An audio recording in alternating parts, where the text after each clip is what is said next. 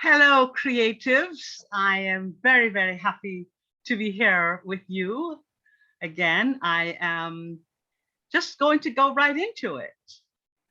I chose the theme in medias res, the Latin for in the midst of things. The day the world stopped, I woke up in the middle of the war on Ukraine. So the first 5 poems speak to that reality. Facing the rising sun. I watch their bombs blast holes like checkered boards, black magic squares where windows once looked out on children playing, while sunlight and halo faces now grist for genocide. I watch their bombs make ash piles of your homes, your churches, your hospitals, your theaters, your synagogues, your mosques, your schools. I watch their bombs slam your citizens into bunkers and basements, kill your babies, even those in the womb, your elders sniped trying to escape. I watch you. Watch them rape your women and girls. I watch their bombs evict your women who drag memories in carry-ons. Girls with nose rings, purple hair, wearing blue jeans, graphic t-shirt with pop stars and protests. Clutch lipsticks, curling irons, photos, books, tablets, cell phones, and dolls. I watch their bombs murder your sons, your men who take up arms to protect with no military training, just guts and sovereign will. I watch their bombs, explosive fires and smoke sculpt dread on the horizon. A nation hemorrhaging from hate. Yet with hope to face the rising sun.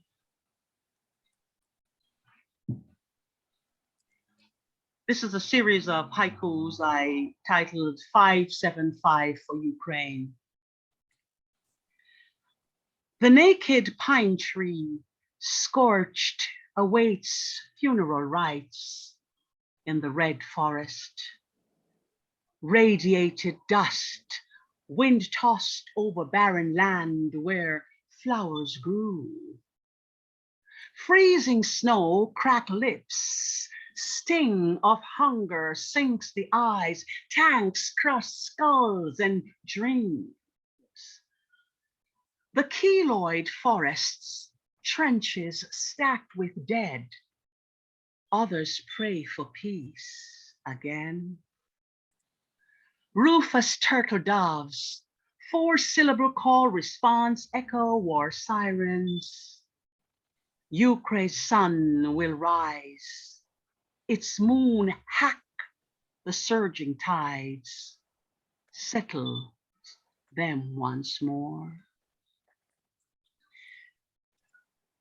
I remember it snowed for days. Bombs and missiles bursting in air, and I penned this next poem, Snowflakes and Missiles. Something about snowflakes gently falling amidst the hostile trajectory of air-to-surface missiles.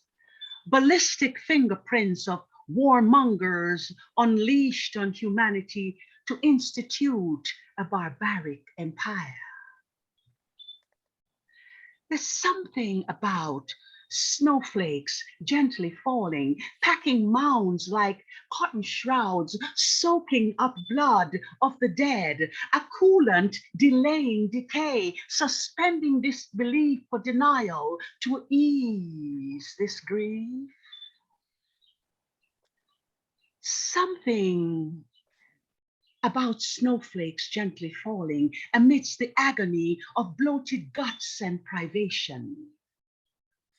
for it soon warms, melting life-giving water.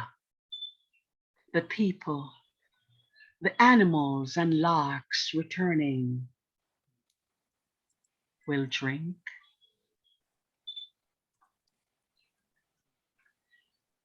The next one is titled Black Sea Talks Back. And the earth was without form and void, and darkness upon the face of the deep. And the Spirit of God moved upon the face of the waters. They say you don't choose your parents. You don't get to choose your name at birth. So they named me inhospitable, harsh and ratchet, no home training, difficult to navigate, visibility in society lower than a hound dog's belly, because I hang out with a tribe of inhospitable savages. You dumped and clogged my pristine waters with your shit, your ships, the hydrogen sulfide miles deep, closed my eyes to blue skies, clouds, and swallows. I had very little oxygen. I can't breathe. Nothing lived or thrived in my ecosystem. One day, a tribe known as the Greeks, attributed to be more civilized and wiser than my so-called savage friends, decided to clean me up for commerce, civilize me, change my name to hospitable. Say I am polite to tourists, bring prosperity to countries along my borders, Russia, Bulgaria, Georgia, Romania, Turkey, and Ukraine. Ghosts of dead pirates told me that Turks named me Black. I can't blame them after all. I was black from the beginning, as darkness was upon the face of the deep until I was separated from the firmament, revealing my waters full of life. Now, you're killing each other over my curvaceous, oval, black body, the birth canal for your prosperity and hegemony. Give me a damn break. What breach? What breach, you say? Did nobody ask me who I belong to before you start this cantankering of nations about who owns me? What do the rivers, her estuaries, my bountiful supply have to say about this? River Danube, River Sakarya, River Supsa, the whole lot of you. Do you hear me? Black Sea matters. I imagine that war is a business. It's an opportunity for big spenders to hone in on the rebuild. And the InfoWars in the media dominate. So here's a little ditty I wrote called Wartime InfoWars. In the news. According to the shadow government's wartime chronicles, a fundamental question has emerged. Can a fragmented post-war people handle big contracts to rebuild the infrastructure of their demolished countries? This and other questions are being interrogated in the chattel press ad nauseum, displaying faces of the bureaucracy sipping latte, getting narcissistic highs on lace crumb cakes and weed, quoting sacred texts at the expense of the disenfranchised. Yemenis, Congolese, Ugandans, Nigerians, Burundians, Ukrainians, an old, new, wicked, dirty, bad mind war who emerges every day. Tune in for the next episode of Proper Gangster Radio. And that's the end of my set on the war. Now, this set of poems shifts the narrative now from the middle to the beginning. what I was doing before I was so rudely interrupted by this war. You see, at that time, I was channeling the ancestors for stories, writing praise poems in their honors, their brand of revolution. When ancestors dream me. At the brush of dawn, she entered my room, 6 feet of elegance, square shoulders, wearing traditional Akan dress embroidered with silk, green and yellow Adinkra symbols, eyes bright like moonstones fixed on my fright. She traveled on her beam of light that pierced the darkness, a baby in her hands, wrapped in softest cotton. She reached forward, presented the baby to me like a precious diamond, her voice ruffling the stillness. Here, this is for you. I sat up in bed, wonder if freedom fighters, Queen Nanny of the Maroons, Harriet Tubman, or Sojourner Truth bought me a baby in my dream. Maybe I was channeling Isis and Horus, mother and child, ready to move earth and heaven. Fully awake, I readied myself to go teach those testy teens about symbolisms in literature and restless dreams. Gray Nights with Vajonie. Another gray night, and the piano of Vajonie articulates Hungarian rhapsodies, and I write poems about the revolution. Movements allegro assai with hammering hands on keyboards make me angry about drive-by shootings in Los Angeles. And a storm of octaves, crescendo, did not make me laugh about Nicaraguan babies dying from overzealous political ideologues, eager imposition on poor people. The more Vajonie plays Hungarian rhapsodies, bass notes tempestoso, black on black, white on black, borders clash, fugues, dissonance. The synagogue screams. One more dies. My blood boils. No peace tonight. For Patrice Lumumba, Kasai, Kasai, Kasai, we cry for the right to a decent existence they deny. Kasai, Kasai, Kasai, we wail. River Congo bleeds, lost its power to heal. You advocated for social justice, Africa, honored the tears, blood, fire for independence. For liberty came satiated with prohibitions. Transnationals and bourgeoisie keep the people at the checkpoint of wretched poverty. Stays hot at the equator, so tribes are restless, bamboozled into rage and genocide. Kasai, Kasai, Kasai, we cry for the right to a decent existence they deny. Kasai, Kasai, we wail, River Congo bleeds, lost its power to heal. Diamond, cobalt, copper, uranium, they don't own. Breeding a beggar society infested with leprosy and foreignisms that threaten to annihilate its citizens for a free and prosperous Congo. Your freedom poems fading behind a new colonialism that replaces traditional ways, and youthful minds malnourished die too soon. Kasai, Kasai, Kasai, we cry for a right to a decent existence they deny. Kasai, Kasai, we wail. River Congo bleeds, lost its power to heal.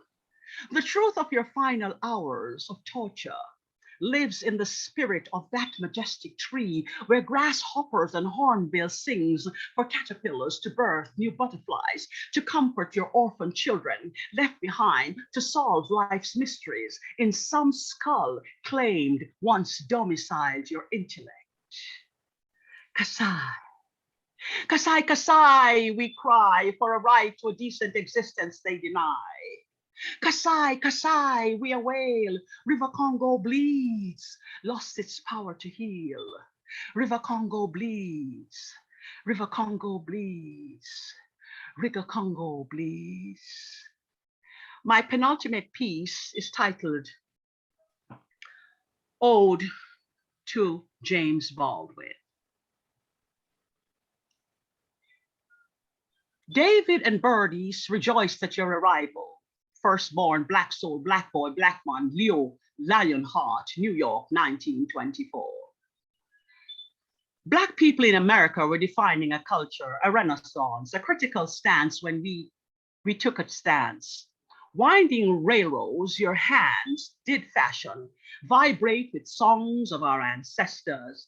Black churches on every amen corner stir the conscience of the people live, chanting prayers for their redemption power. Your youthful sermons rang the golden bells of heaven, where angels genuflect at your passion for Black man's freedom.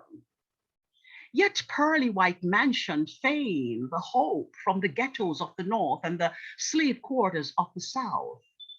Your Black boy girl's skin too feminine to shout Black power, too feminine to articulate our cries against injustice. So they say, where manhood is defined only by the revolutionaries Marcus, Martin, Malcolm, Mandela, Sisulu, Touré, and the Christ, and where spirituality and sexuality are as diametrically opposing as church and state. So when you intone, go tell it on the mountain, many did not listen. And Emmett Till dies over and over again. Mothers and fathers rage, but for a welfare system to appease the pain. Mississippi, 1955. Whoa, whoa. Black man burns, still burns. John Grimes still struggles to be understood. A benediction to our suffering. Yes, James.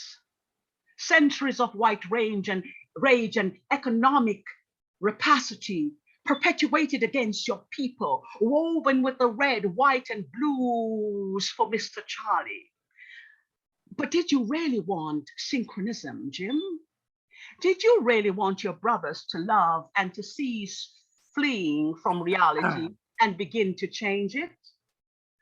This racial divide, and they still murder the children. Evidence of things not seen. We see, the whole world sees that the price of the Black man's freedom is costly, and some Blacks wait for justice in the sweet by and by to avenge the sufferings that isolate them, and where the angels won't contest their citizenship, and redemption songs will be made by the angels when they fold their wings. And so, Black people must find expression, find voice in Harlem, and Black girlish boys and boyish girls find Greenwich Village tolerable to their rhythm and blues, ballet, jazz, tap, shoes, while others find creative asylum in France where they can sing and rave Black dance. For the darkness of our skin still intimidates America, as behind white sheets and crosses they burn our houses. So tell me, Jim, whose fire next time? And my final poem pays tribute to Dr. the Honorable Louise Bennett Coverley, Jamaican-born journalist, author, historian, theater and television icon, whose spirit lives in millions all over the world. This poem first appeared in 100 Plus Voices for Miss Lou, an anthology in 2021. Come, Miss Lou, take the Bancroft off your head, me dear. Evening breeze a blow. Come this way, Miss Lou. Help down young. After you know beast a burdensome, rest yourself at ease. Feel the evening breeze.